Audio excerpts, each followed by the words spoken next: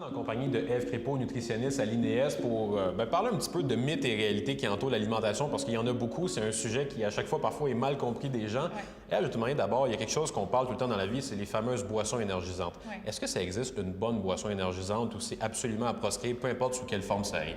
Moi, je dirais que c'est tout le temps à proscrire. En fait, ce qui est vraiment plus pertinent pour les athlètes, c'est les boissons énergétiques, donc tout ce qui est Gatorade, Powerade dans ce coin-là, parce que c'est une boisson qui est faite pour l'entraînement, c'est-à-dire qu'il y a le bon taux de sucre, pas trop et juste assez.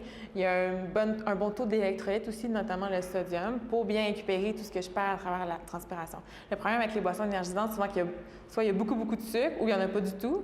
Donc, c'est soit trop concentré ou il n'y en a pas puis j'en ai besoin. Et il n'y aura pas suffisamment de sodium. Mais il y a souvent beaucoup de stimulants dans ces boissons-là.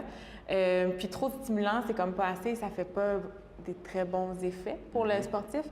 Si j'ai besoin d'être stimulé, par exemple, d'avoir de la caféine, c'est préférable de boire un café, tout simplement, ou une boisson pour sportif pendant l'entraînement si je veux aider ma performance.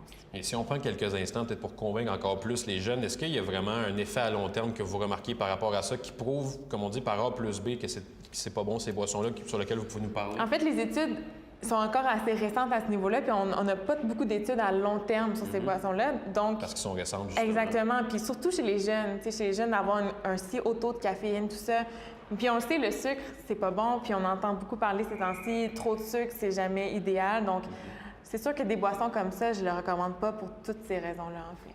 Je t'amène sur un autre sujet maintenant. On entend souvent parler depuis bien longtemps ça aussi. Les pâtes, c'est la meilleure chose avant d'aller jouer au hockey. Avant d'aller jouer au hockey, on prend un spaghetti puis tu vas avoir un bon match. Est-ce que c'est vrai? C'est vrai, c'est vrai. En fait, ce qu'on recommande avant un entraînement, c'est des glucides parce que c'est le carburant principal. Donc, le plat de spaghetti, c'est vrai, c'est des glucides. Mais c'est pas obligé d'être juste ça.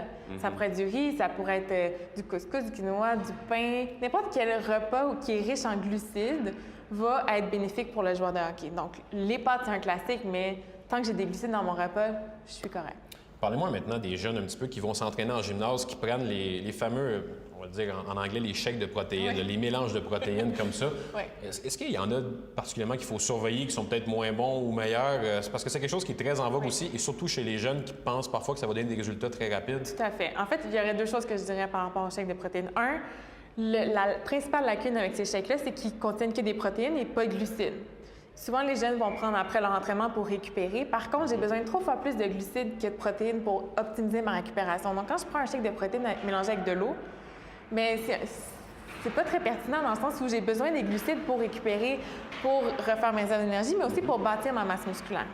Ça, c'est une chose. Deuxième chose, ce qui peut être dangereux dans ces produits-là, c'est qu'il y a toujours un risque de contamination avec des produits dopants, des choses comme ça. Donc, plus je vais m'avancer dans ma carrière de hockey, plus je risque d'être testée pour des tests positifs, des choses comme ça, de dopage. Et je ne veux pas nécessairement prendre des produits qui contiennent ces produits-là. Donc, l'idée, c'est de prendre il y a des suppléments de protéines qui sont testés sans produits dopants et qui sont corrects, puis il faut bien les prendre, en fait. Il faut les prendre avec suffisamment de glucides pour que ça soit pertinent, mais c'est pas magique.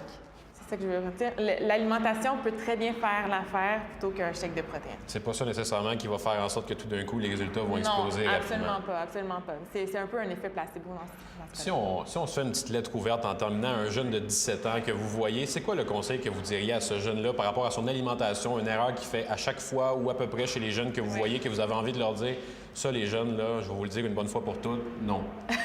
À part les shakes de protéines, parce que ça, je le dis souvent, l'hydratation, c'est quelque chose souvent qui est un peu négligé. Tu sais, ça paraît pas important. On pense pas à avoir sa bouteille d'eau toujours avec soi à l'école, des choses comme ça. Puis finalement, on boit pas suffisamment d'eau. Mais l'eau, c'est tellement important. C'est surtout pour un joueur de hockey qui transpire énormément. Là, je sais pas si vous avez déjà vu un... Déjà vu un joueur de hockey, un joueur de hockey qui transpire. Mais il pensait à toute l'eau qu'il perd et toute l'eau qu'il doit récupérer. Donc, l'hydratation, très important de boire suffisamment, de boire régulièrement dans la journée. Et pas juste quand je m'entraîne. Tu sais, oui, je bois une bouteille d'eau quand je m'entraîne, mais le reste de la journée, ça reste tout aussi important. Donc, ça serait un conseil que je donnerais. Le fameux 2 litres par jour qu'on parle souvent au niveau de... Et même plus. Pour eux, c'est sûr que c'est plus, oui. Bien, un gros merci. Ça me fait plaisir.